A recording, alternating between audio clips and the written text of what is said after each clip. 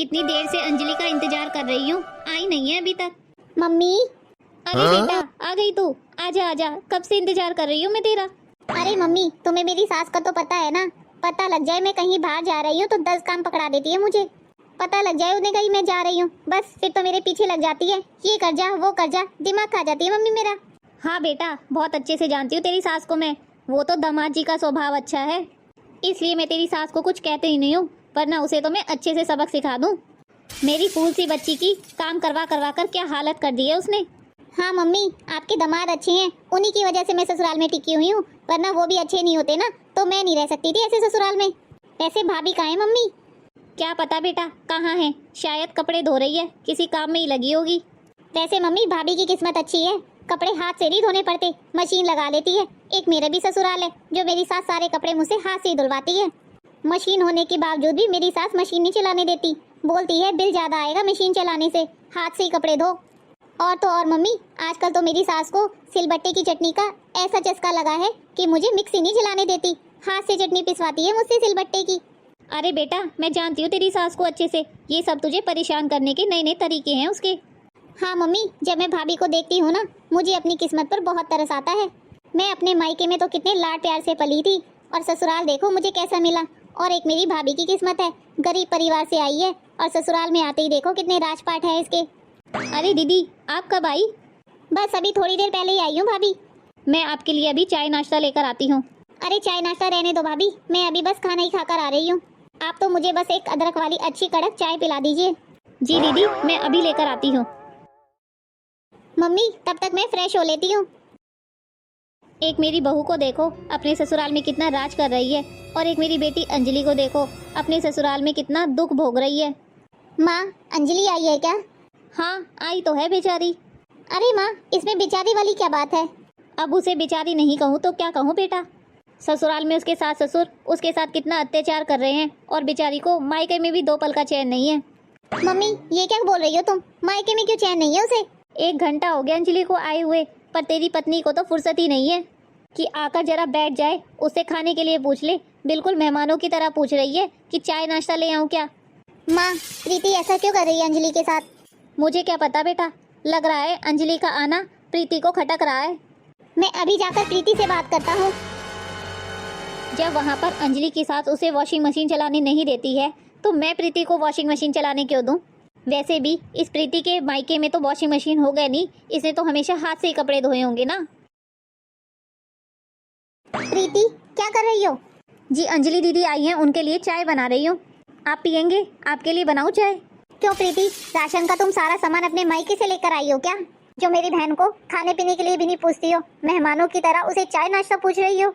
ये क्या बोल रहे हो जी आप? मैं कभी भी दीदी के साथ बुरा व्यवहार नहीं करती हूँ।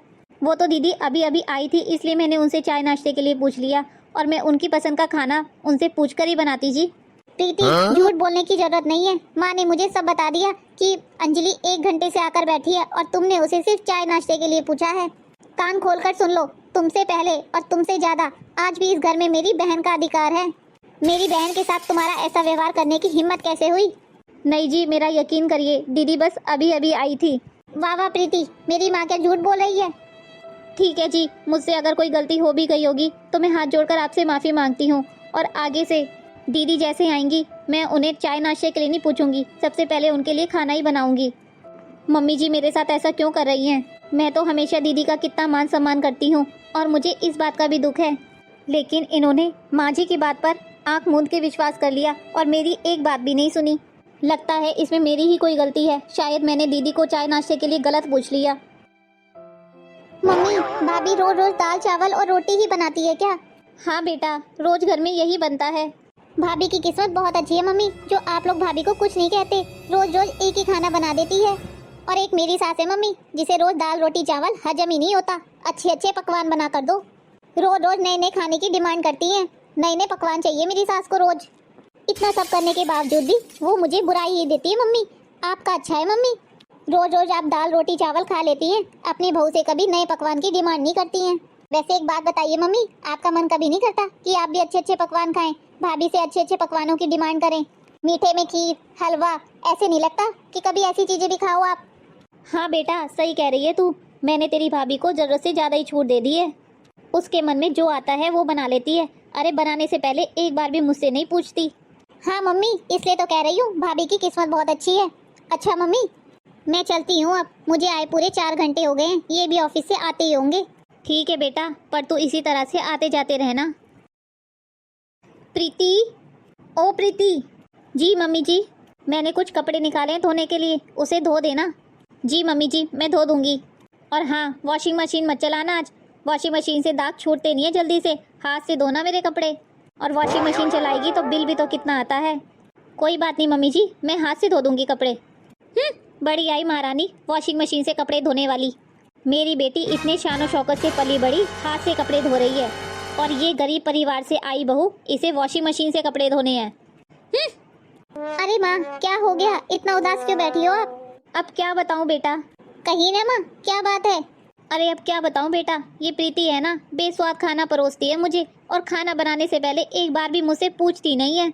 एक बार ये भी नहीं पूछती मम्मी जी आज खाने में क्या बना लूं, बस वही रोज दाल चावल रोटी बनाकर मेरे आगे रख देती है। अरे मेरा मन भी तो करता है बेटा, मैं कभी अच्छे अच्छे पकवान खाऊं, खीर पूड़ी खाऊं, हलवा खाऊं, अच्छे अच्छे पकवान बनवाऊं। मेरे बारे में तो कभी सोचती नहीं है प्रीति। अरे मेरी तो तकदीर ही खराब है बेटा। एक मेरी बेटी है जो ससुराल में दुख भोग रही है, और मेरी एक बहू है जिसे मैं हाथ ही हाथ में रखती हूँ, उसके बाद भी वो मेरी कदर नहीं करती है। क्या प्रीति आपसे कभी पूछती नहीं है? नहीं बेटा, कभी नहीं पूछती मुझसे।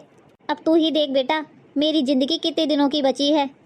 जवानी में बेटा हम अपने बाल बच्चों की परवरिश के लिए रुपए रुपए जोड़ते रहे, और देखो ना बुढ़ापे में भी जब हमारा बेटा इतने अच्छे से रुपए कमा रहा है, फिर भी हम अच्छा अच्छा खाने के लिए तरस रहे हैं। अरे बेटा धिक्कार है ऐसी जिंदगी में।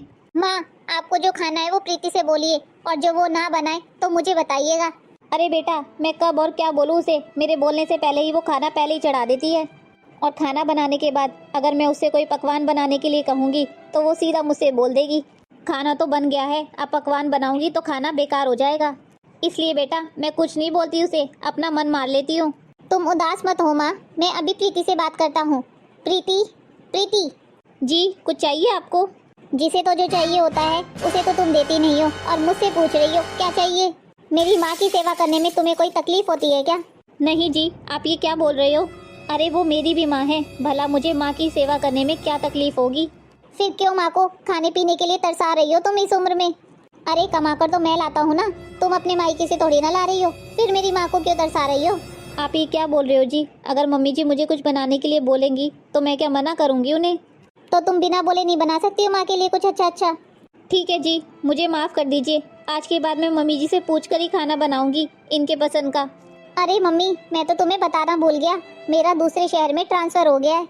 अरे बेटा तुम चले जाओगे तो मैं कैसे रहूंगी अकेले यहाँ? आप अकेले क्यों रहेंगी माँ, आप भी मेरे साथ चलेंगी। अरे बेटा मैं तो तुम्हारे साथ चली जाऊंगी, पर अंजलि का क्या होगा? मायका एक शहर में होने की वजह से उसका आना जाना यहाँ लगा रहता है, और जब मैं यहाँ नहीं रहूंगी तो वो किससे अपना सुख दुख बांटेगी? एक काम करो बेटा, तुम अकेले ही चले जाओ और प्रीति को यहीं पर मेरे पास छोड़ जाओ, वो यहाँ रहकर मेरी सेवा करेगी। माँ, मैं प्रीति को छोड़ जाता, पर आपको पता है ना ट्रांसफर किसी दूसरे शहर में हुआ है, पता नहीं वहाँ खाने पीने की कैसी व्यवस्था होगी। मुझे आसपास ये सब देखने में बहुत टाइम लगेगा, और मैं प्रीति को अपने साथ ले जाऊंगा तो मुझे खाने पीने की कोई समस्या नहीं होगी। और आपको तो पता है ना माँ, मैं बाहर का खाना नहीं खाता हूँ, जब भी बाहर का खाना खाता हूँ तो मैं बीमार हो जाता हूँ। ठीक है बेटा ले जाओ, पर हर संडे यहाँ आते रहना तुम लोग। भगवान आपका लाख लाख शुक्र है जो इनका ट्रांसफ़र दूसरे शहर में हो गया। अब मेरी ज़िंदगी बहुत ही चैन से कट रही है, वरना मम्मी जी और दीदी तो इन्हें बस भड़काने में ही लगी रहती थी, और ये मेरी बातों का कभी भरोसा नहीं करते थे, हमेशा अपनी बहन और मम्मी की ही बात मानते थे। प्रीति, अरे क्या हुआ जी, आप इतने उदास क्यों हैं?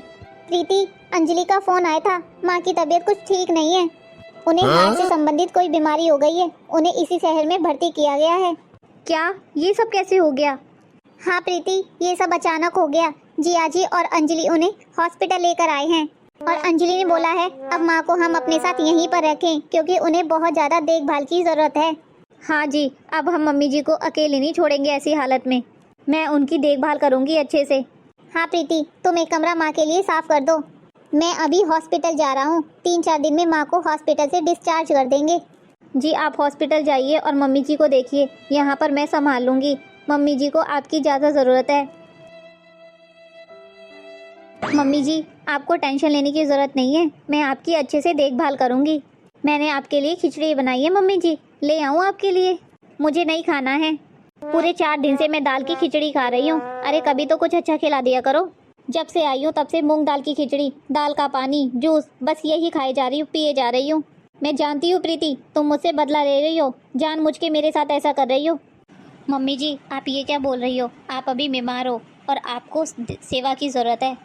आपको अभी तेल मसाले की ज़रूरत नहीं है, आपको हल्का खाना खाना है क्योंकि आप बीमार हैं। हाँ हाँ, तुम तो यही बोलोगी ना, तुम्हें तो मेरी बीमारी का बहाना मिल गया है अच्छा खाना ना देने का। मम्मी कैसी है आपकी तबीयत? बस बेटा, जी रही हूँ। अरे मम्मी ऐसा क्यों बोलती हो? धीरे धीरे ठीक हो जाओगी आप जल्दी। अच्छा माँ, ऑफिस जा रहा हूँ मैं, आप अपना ध्यान रखना और किसी भी चीज़ की ज़रूरत हो तो प्रीति को बोल देना। अरे अंजलि बेटा, क्या कर रही हो? कुछ नहीं मम्मी, बस खाना बना रही हूँ, मेरी सास की फरमाइश है, आज मैं छोले भटूरे बनाऊँ। अरे बेटा, तू आ जाती यहाँ, मैं तुझे बहुत याद कर रही हूँ। अरे मम्मी कैसे आ सकती हूँ, मुझे अपना ससुराल भी तो संभालना है ना। और वैसे भी मैं आपकी सेवा कब तक करूँगी, भाभी को ही करनी चाहिए ना आपकी सेवा। अरे बेटा, इस महारानी के बहुत जलवे हैं। अरे हमारा क्या है बेटा, हम तो आज नहीं तो कल चले जाएंगे, पर तेरी भाभी को इतनी समझ तो होनी चाहिए बेटा। अपनी सास को कुछ अच्छा बनाकर खिलाए, जब देखो खिचड़ी परोस देती है बेटा। तेरी भाभी सुबह 8 बजे सोकर उठती है। अरे तू ही बता बेटा, घर की लक्ष्मी को 8 बजे सोकर उठना चाहिए क्या? अरे तेरी भाभी को कौन समझाए बेटा, रोज कपड़े धोने की मशीन लगाती है। और महारानी की ठाट तो देखो, यहाँ काम वाली बाई लगवा के रखी है। बताओ, 2 लोग तो रहते हैं, ऐसा कौन सा काम होता है यहाँ घर में? एक काम वाली बाई लगा रखी है। एक तू अपने आप को देख बेटा, जो तेरी सास तुझे वॉशिंग मशीन से कपड़े धोने ही नहीं देती। मुझे तो ये प्रीति एक आंख नहीं भाती है बेटा, जब से यहाँ आई हूँ लग रहा है नरक भोग रही हूँ। बेचारी प्रीति, मैं जब से आया हूँ देख रहा हूँ वो कितने तन मन से माँ की सेवा कर रही है, लेकिन माँ को देखो ले दे के बस अंजलि से प्रीति की बुराई करती रहती है। अरे प्रीति ने तो माँ की वजह से तेल मसाला भी डालना छोड़ दिया है सब्जियों में, कि माँ को बुरा लगेगा, हम तेल मसाला खाएंगे और माँ सादा खाना खाएगी। लेकिन माँ तो प्रीति की हमेशा बुराई करती रहती है, और मैं भी कितना बेवकूफ था जो अंजलि और माँ की बातों में आ गया। मम्मी जी चलिए खाना खा लीजिए। अरे क्या खाऊं, खाना तो बिल्कुल बेस्वाद लगता है मुझे। माँ डॉक्टर ने आपको तेल मसाला और तला हुआ खाने के लिए मना किया है, इसलिए हम आपको सादा खाना दे रहे हैं। और वैसे भी माँ, हम कौन सा तेल मसाला और गरम पकोड़े खा रहे हैं, हम भी तो आपकी वजह से सादा खाना खा रहे हैं। इसलिए प्रीति जो भी परोसे माँ चुपचाप खा लीजिए माँ, वो आपकी सेहत का बहुत ध्यान रख रही है। ये क्या हुआ रवि को? रवि ने मुझे जवाब दिया। पहले जब मैं प्रीति को कुछ बोलती थी तो वो उल्टा प्रीति को ही डांट देता था। मम्मी जी मैं कपड़े धोने जा रही हूँ, आपके कोई कपड़े हैं तो मुझे दे दीजिए। ये क्या बहू, तुम रोज रोज मशीन लगा लेती हो, देख रही हो बिल कितना महंगा हो गया है। माँ बिल कितना आता है इससे आपको क्या मतलब, बिल तो मैं भरता हूँ ना, इसलिए आपको बिल की और बाकी किसी खर्चे की चिंता करने की जरूरत नहीं है माँ, क्योंकि प्रीति अब माँ बनने वाली है और उसे आराम की सख्त जरूरत है। अरे माँ बनने वाली है बेटा, कोई बीमार नहीं पड़ी है ये। प्रीति को पहले ही 2 बार टाइफाइड हो गया था माँ, इसलिए डॉक्टर ने प्रीति को पूरा आराम करने के लिए बोला है। अरे बेटा, ऐसी अवस्था में तो कामकाज करना बहुत जरूरी होता है, तभी तो इसकी नॉर्मल डिलीवरी हो पाएगी।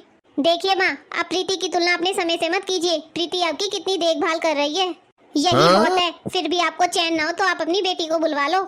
ठीक है बेटा, अपनी पत्नी के सामने अपनी माँ को सुना रहा है तू। ये सब तो मुझे बहुत पहले ही कर देना था माँ, मैं ही पागल था जो आपकी और प्रीति की बातों में आ गया।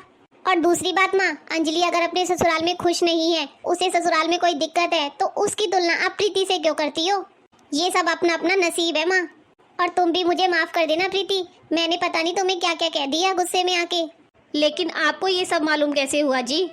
मैंने माँ को अंजलि से बात करते हुए सुना था फोन पर, जिससे मुझे मालूम हुआ माँ बेकार में ही तुम्हारी चुगली अंजलि से करती है। लेकिन तुमने भी मुझे ये सारी बातें बताई नहीं, चुपचाप बैठकर कमरे में रोती रही। तुम चुपचाप बैठकर अपने कमरे में रोती रही, तब मुझे एहसास हुआ प्रीति, मैंने ना जाने अनजाने में कितनी बार तुम्हारा दिल दुखाया होगा। आपको माफी मांगने की जरूरत नहीं है जी, आपको इतनी ही बात समझ आ गई, मेरे लिए इतना ही काफी है।